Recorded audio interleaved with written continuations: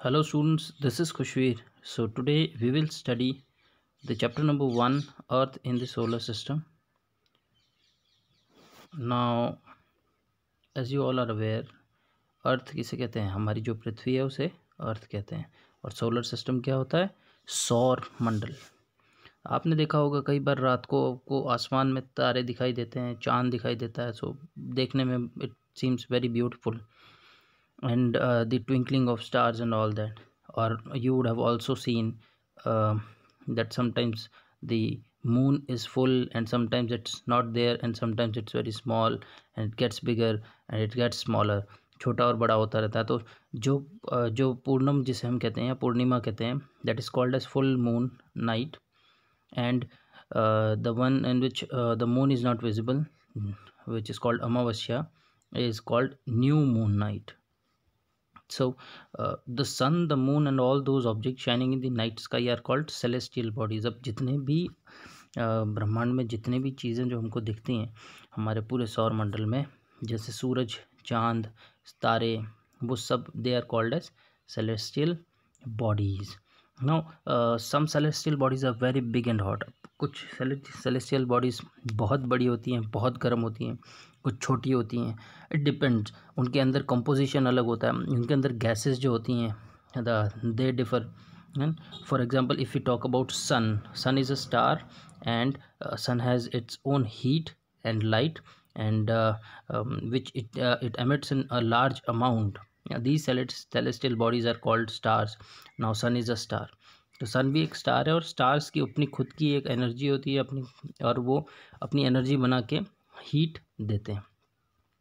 Now countless twinkling stars in the night sky similar to the sun. अब जितने भी तारे हैं वो किसके समान हैं? सूरज के समान हैं.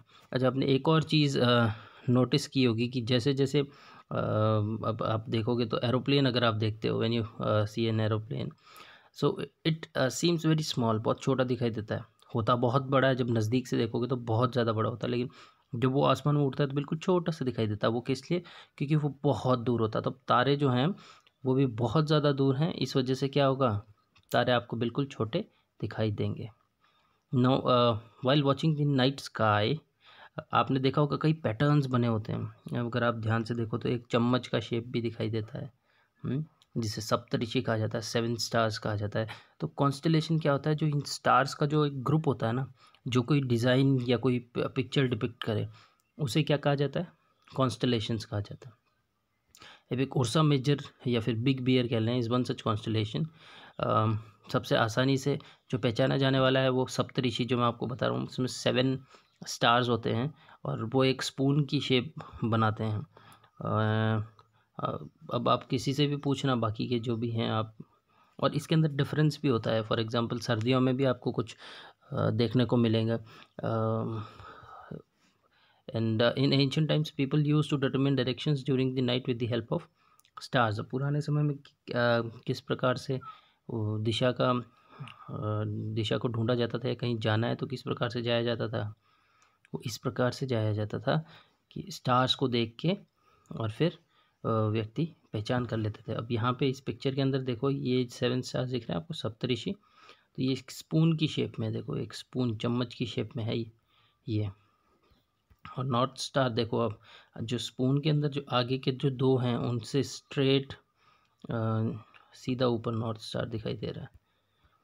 Now when we study further, अब नॉर्थ स्टार जो है ध्रुव तारा जिसे कहा जाता है, ध्रुव तारे की मदद से, अब ध्रुव तारा एकदम उत्तर दिशा के अंदर है, तो आप उसको आराम से पहचान सकते हैं कि अगर आपको ध्रुव तारा पता है और आपको उत्तर में जाना है तो आप उत्तर में ध्रुव तारे की ओर चलेंगे तो उत्तर की दिशा रहेगी, और आप ध्रुव तारे की अपोजिट दिशा में जाएंगे तो दक्षिण दिशा रहेगी.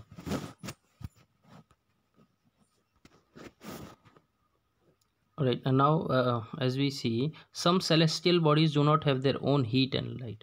अब जैसा हमने सन देखा था या स्टार्स कह लें हम लोग, उनकी अपनी खुद की हीट होती है, खुद की एनर्जी होती है. लेकिन कुछ बॉडीज़ ऐसी होती है जिनकी खुद की हीट या फिर लाइट नहीं होती है. वो किसकी लाइट के सहारे चलते हैं? स्टार्स की लाइट के सहारे चलते हैं. फॉर एग्जांपल हमारे यहाँ जो रोशनी होती है पृथ्वी पर, वो किससे होती है? सूरज से होती है. और ये जो बॉडीज़ होती हैं जिनकी खुद की अपनी हीट नहीं होती है, इनको क्या बोलते हैं? Planets. For example earth is a planet. Now how many planets are there in our solar system? Yes, there are 8 planets in our solar system. The word planet comes from the Greek word planetia, which means wanderers. अब ये घूमते रहते हैं. Wanderers मतलब अब ये Greek word planet से प्लेनेशिया, ये देखो प्लेनेटी नाम से आया. ग्रीक वर्ड जो प्लेनेटी नाम है, इसका अर्थ होता है wanderers, मतलब भ्रमण करने वाले.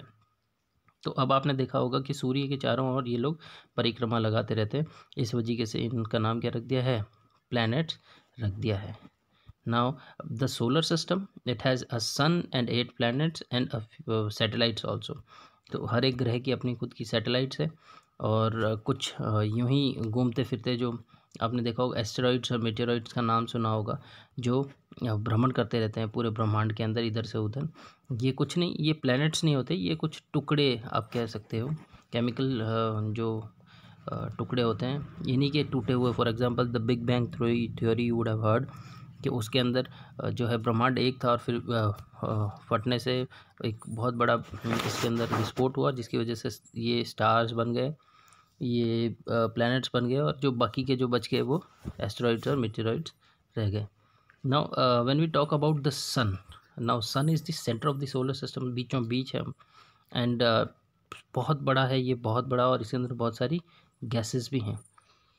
और एक सन ही है जिसके माध्यम से हमारा जो सोलर सिस्टम है वो चल रहा है. पूरी लाइट भी यही देता है, और पूरा पृथ्वी का, या फिर हम कहें कि हमारे पूरे सोलर सिस्टम का संचालन भी सन के द्वारा ही होता है. और ऐसा क्यों होता है? क्योंकि it is the nearest star, सबसे नज़दीक में यही है. और डिस्टेंस देखिए, sun is about 150 million kilometres away from the earth. Sun कितना दूर है? It's 150 million kilometres away from the earth. Now when we talk about the planets, there are 8 planets in our solar system, और उनका distance और उनकी seniority देखिए इस प्रकार से. My very efficient mother just served us nuts. And there is one more option method of learning it. My very educated mother just show us 9 planets. It used to be it used to be used to learn when there were 9 planets. Pluto भी एक last में था, तो we used to say 9 planets. Now it has changed, Pluto को हटा दिया है, तो we will use my very efficient mother just served us nuts. Now all the 8 planet, सारे के सारे प्लैनेट जो है वो सन के चक्कर मारते हैं. और जो ये जो पाथ है, जैसे जो नज़दीक वाला है वो छोटा रूप पाथ है उसका, जो सबसे दूर है उसका बहुत बड़ा पाथ है. और जो इस प्रकार से जो घूमने वाला जो प्रक्रिया है, फॉर एग्जांपल मैं आपको शो करके दिखाता हूँ, कि मान लो ये सन है, और इसके अराउंड ये अपनी पृथ्वी है, ये जुपिटर, इस प्रकार से. तो जो ये जो गोल वाला जो सीन है जी, ये पूरा चक्र या परिक्रमा जो मारा जाता है, इसको हम लोग क्या बोलते हैं? ऑर्बिट बोलते हैं. इसको क्या बोलते हैं? ऑर्बिट्स बोलते हैं. Now Mercury is the nearest planet to the sun, और इसको कितना समय लगता है? सिर्फ 88 डेज लगते हैं इसको और सन के अराउंड घूमने में. और वीनस जो है, it is considered as earth twins, because size और शेप में लगभग ये अर्थ के समान है. अब देखिए यहाँ पे लिख रखा प्लूटो, अगस्त 2006 तक प्लूटो भी एक प्लैनेट था, लेकिन उसके बाद जो इंटरनेशनल एस्ट्रोनॉमिकल यूनियन है, उन्होंने प्लूटो को बोला कि it is not a complete planet, it is a dwarf planet. मतलब ये बोना प्लैनेट है, मतलब ये पूरी तरह से विकसित नहीं हो पाया है. Alright, so we will study further in our next session, and from this in our next session we will study the earth. Okay, so you have to read it again, the chapter, and if you have any doubts you can send me. Thank you.